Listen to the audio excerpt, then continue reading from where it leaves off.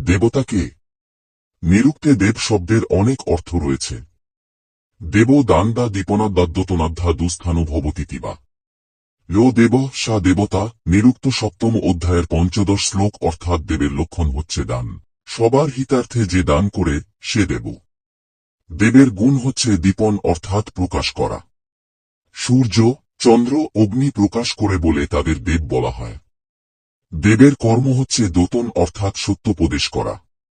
অর্থাৎ যে মানুষ সত্য মানেন, সত্য বলেন এবং সত্য উপদেশ দান করেন তিনি দেব। দেবের বিশেষত্ব হচ্ছে দুস্থান অর্থাৎ ওপরে স্থিতি লাভ।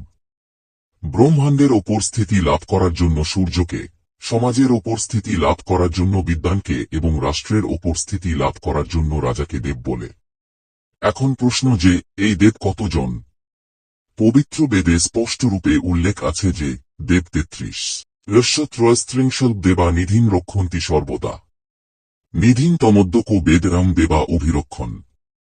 অথর্ববেদ 10ম কাণ্ড 7ম সূক্ত 23 নম্বর মন্ত্রটি, অর্থাৎ যেই পরমেশ্বরের সংসারকে 33 দেব সর্বদা রক্ষা করছেন, সেই সংসারকে আজকে জানতে পারে হে দেব, তুমি সর্বদা যার রক্ষাকারী হও।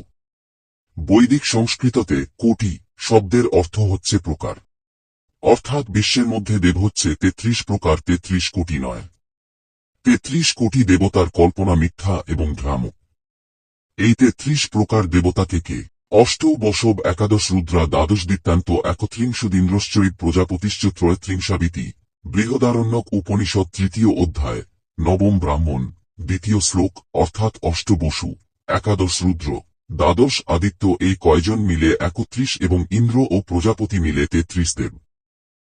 অষ্ট বসুক অগ্নিশ্চ পৃথিবী চ বায়ুশ্চান্তরিক্ষম চাদিত্যশ্চ দৌশ্চ চন্দ্রমাশ্চ নক্ষত্রাণী চৈতে বসব।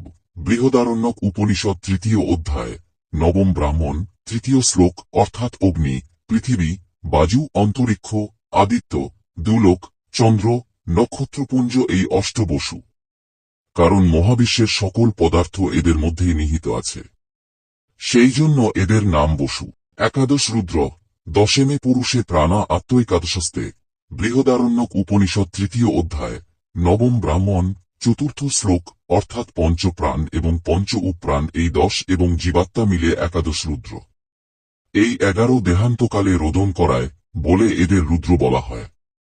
এগুলো হচ্ছে পঞ্চ প্রাণ: প্রাণ, উদান, সমান, ব্যান, অপান। প্রাণ নাগ, কূর্ম, ক্লিকল, দেব, ধনঞ্জয় এবং জীবাত্মা। দ্বাদশ আদিত্য, দ্বাদশ বৈমাসা। বৃহদারণ্যক উপনিষদ 3য় অধ্যায় 9ম ব্রাহ্মণ 5ম শ্লোক। সম্বৎসরে যে 12 মাস আছে তারাই আদিত্য, কারণ এই সমস্তকে আদান করে যান। যেহেতু এই সমস্তকে আদান করে যান, অতএব তারা আদিত্য।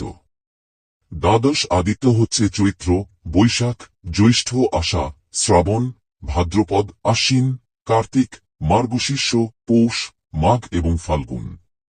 ইন্দ্র, স্তনৈত্যরেবেন্দ্র। বৃহদারণ্যক উপনিষদ 3য় অধ্যায় 9ম ব্রাহ্মণ 6ষ্ঠ শ্লোক। অর্থাৎ বিদ্যুৎ হচ্ছে ইন্দ্র, কারণ তা ঐশ্বর্যের সাধন। বিদ্যুৎ হতে গতিশক্তি, আলোক প্রকাশ, সমৃদ্ধি এবং সুখের সাধন প্রাপ্তি হয়। প্রজাপতি, যজ্ঞ, প্রজাপতিরীতি। বৃহদারণ্যক উপনিষদ 3য় অধ্যায় 9ম ব্রাহ্মণ 6ষ্ঠ শ্লোক। যজ্ঞ হচ্ছে প্রজাপতি, কারণ এর দ্বারা বর্ষা হয়, প্রাণীদের সুখ মেলে। শ্রীমদ্ভগবদ্গীতার 3য় অধ্যায় কর্মযোগ 14 শ্লোকটির মধ্যে বলা হয়েছে প্রাণী অন্ন থেকে, অন্ন বৃষ্টি থেকে এবং বৃষ্টি যজ্ঞ দ্বারা উৎপন্ন হয়। এই প্রকারে যজ্ঞ প্রাণীদের জীবন ও সুখের আধার। বেদের উল্লেখিত দেবতাগুলো কি? বেদের প্রত্যেকটি মন্ত্রেরই এক বা একাধিক দেবতা রয়েছে। পবিত্র বেদ সম্বন্ধে জ্ঞানের অভাব থাকায় আমরা অধিকাংশ মানুষ মনে করে এগুলো হলো মানুষ আকৃতির বিভিন্ন দেবতা যাদেরকে ওই মন্ত্রটিতে স্তুতি করা হয়েছে। অথচ এক ও অদ্বিতীয় পরমেশ্বরের ঘোষণা দেয়া পবিত্র বেদে এরকম কোনো দেবতাই নেই। তাহলে প্রত্যেকটি মন্ত্রের সাথে উল্লেখিত এই দেবতাগুলো আসলে কি? মহর্ষি যাস্কাচার্য লিখিত বৈদিক শব্দকোষ নিরুক্তে 7ম অধ্যায়ের 1ম শ্লোক বা কারিকাটিতে বলা হয়েছে, যৎকাম ঋষিরেসাং দেবতায়ামার্থপত্তমিচ্ছুস্তুতিং প্রযুক্তে তদ্দৈবত সমন্ত্র ভবতি, অর্থাৎ যখন ঈশ্বর কোন একটি বিষয়ের সম্বন্ধে আমাদের মন্ত্রের মাধ্যমে শিক্ষা দেন তখন মন্ত্রের সেই বিষয়টিকে দেবতা বলা হয়। উদাহরণস্বরূপ ঋগ্বেদের 10ম মণ্ডলের 151তম সূক্তটি এর দেবতা হল শ্রদ্ধা, এবং এই সূক্তের আলোচ্য বিষয় হল ঈশ্বর ও গুরুজনের শ্রদ্ধা বা সম্মান। ঋগ্বেদের 10ম মণ্ডলের 117তম সূক্তটি এর দেবতা হল ধনদান প্রশংসা, এবং এই সূক্তের মন্ত্রসমূহের আলোচ্য বিষয় হল গরিব-দুঃখীদের দানে উৎসাহিত উদ্বুদ্ধ করা। ঋগ্বেদের 10ম মণ্ডলের 146তম সূক্তটি এর দেবতা হল দ্যুতনিন্দা, এবং তাই এর আলোচ্য বিষয়বস্তু হল জুয়া খেলার অপকারিতা ও নিষিদ্ধতা। ঋগ্বেদ এর 1ম মণ্ডলের 1ম সূক্তের দেবতা হল অগ্নি। আজ ম্যাক্স মুলার সহ বিদেশি মিশনারিদের অপ্রচারের কারণে একে সবাই নির্দিষ্ট আকৃতিযুক্ত আলাদা একটি দেবতা মনে করে, যদিও তা সম্পূর্ণ ভুল। উপযোগের দেব। এই 33 প্রকার দেব এর মধ্যে কেবল জীবাত্মা চেতন। ইহা অন্যের উপযোগ করে অগত স্বয়ং অন্য জীবাত্মার উপযোগে আসে। যেমন গাভী দুধ দিয়ে, ভেড়া লোম দিয়ে, ষাঁড় হাল চাষের উপযোগে আসে, তেমনি সৈনিক, বৈদ্য আদিও উপযোগে আসে। জীবাত্মার অতিরিক্ত শেষ 32 দেব জড় এবং উপযোগের দেব বলা হয়। ব্যবহারের দেব। মাতা, পিতা, আচার্য, অতিথি এবং পতিপত্নী দ্বারা সংসারের ব্যবহার সিদ্ধ হয়। এজন্য এই 5কে ব্যবহারের দেব বলা হয়। প্রথম দেবতা মাতা। মাতার স্থান ঈশ্বরের পরেই, তিনি জাগ্রত মৃতিমতী দেবী। সন্তান কর্তব্য হল মাকে শ্রদ্ধা, ভক্তি, সম্মান, সেবা ও পূজা করা। মা দুঃখ কষ্ট পান এমন কাজ করা কোনো সন্তানের কর্তব্য নয়। এজন্য অথর্ববেদে বলা হয়েছে, মা হিংসিষ্টম পিতরং মাতরং চ। অথর্ববেদ 6ষ্ঠ কাণ্ড 140তম সূক্ত, দ্বিতীয় মন্ত্র, অর্থাৎ পিতা মাতাকে কখনো হিংসা করো না। দ্বিতীয় দেবতা পিতা। পিতা আমাদের সর্বদা রক্ষা করেন। তাই সন্তানের কর্তব্য মাতার সমান পিতাকেও সেবা করা। পিতাকে কখনো কষ্ট দেওয়া উচিত নয়। এজন্য যজুর্বেদের 16 অধ্যায়ের 45 মন্ত্রটিতে বলা হয়েছে, মান বোধি পিতরমত মাতরং, অর্থাৎ পিতা মাতাকে কখনো বধ করো না, তাদের কষ্ট দিও না। তৃতীয় দেবতা আচার্য। আচার্য অর্থাৎ যিনি বিদ্যাদাতা, তাকে কায় মন বাক্য দ্বারা সেবা করা উচিত, কারণ তিনি আমাদের বিকশিত শরীর মন ও উন্নত মস্তিষ্কযুক্ত রূপে প্রস্তুত করেন। অথর্ববেদের 11 কাণ্ড 5ম সূক্তের 3য় মন্ত্রে বলা হয়েছে, আচার্য উপনয়মান ব্রহ্মচারিণম কৃণুতে গর্ভমন্ত, অর্থাৎ আচার্য ব্রহ্মচারীকে উপনয়ন সংস্কার করে নিজের সমীপে রেখে তাহার মধ্যে বিদ্যা গর্ভরূপে স্থাপন করেন। চতুর্থ দেবতা অতিথি। একজন গৃহস্থ ব্রাত্য অর্থাৎ সত্যব্রতধারী, ধার্মিক, অকপট অতিথিকে সৎকার করবে।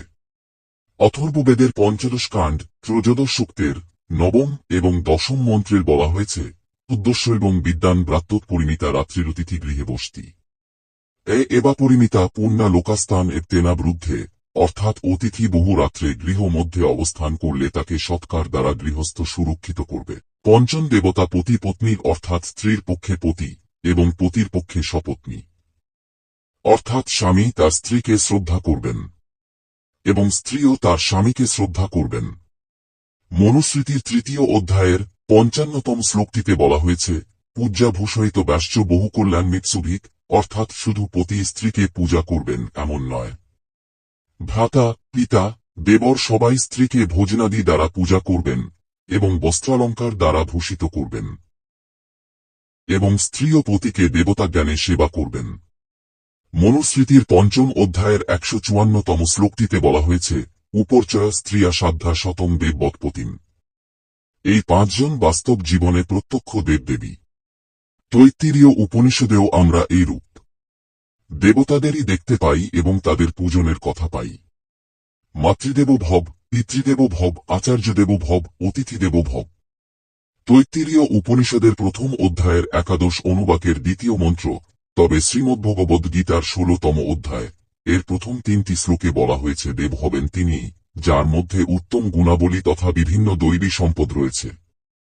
পিতামাতা, আচার্য, পতিপত্নী প্রত্যেকে আদর্শ আচরণ না করলে তারা দেব হিসেবে আখ্যার যোগ্য হবেন না। ওপরে যে 33 প্রকার দেবের বর্ণনা করা হল, এদের থেকে সুখ যেমন লাভ হয় তেমনি দুঃখ লাভ হতে পারে। অগ্নিদেব কিন্তু অনেক সময় সবকিছু জ্বালিয়ে দেয়, অতিথি দেব কিন্তু পরবর্তীতে শত্রুও হতে পারে। রাজা দেব কিন্তু দুরাচারী হয়ে দুঃখদায়ী হতে পারে। এই কারণে তা সদুপযোগ এবং সৎকারের মর্যাদা দ্বারা বদ্ধ।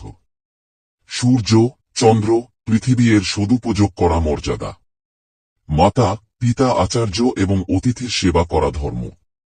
পূর্বজ মহাপুরুষের বেদানুকূল পথ অনুসরণ, সংবিধান পালন এবং দেশের রক্ষা করা মানুষের কর্তব্য। কিন্তু এরা কোনো উপাস্য দেব নয়। এরা পূজনীয়।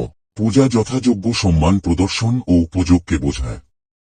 পরমাত্মা সহ সকলেই পূজনীয়, কিন্তু সর্বোচ্চ পূজনীয় এবং মোক্ষের নিমিত্তে একমাত্র উপাস্য দেব কেবল পরমাত্মা, কারণ পরমাত্মাই সবার ইষ্টদেব।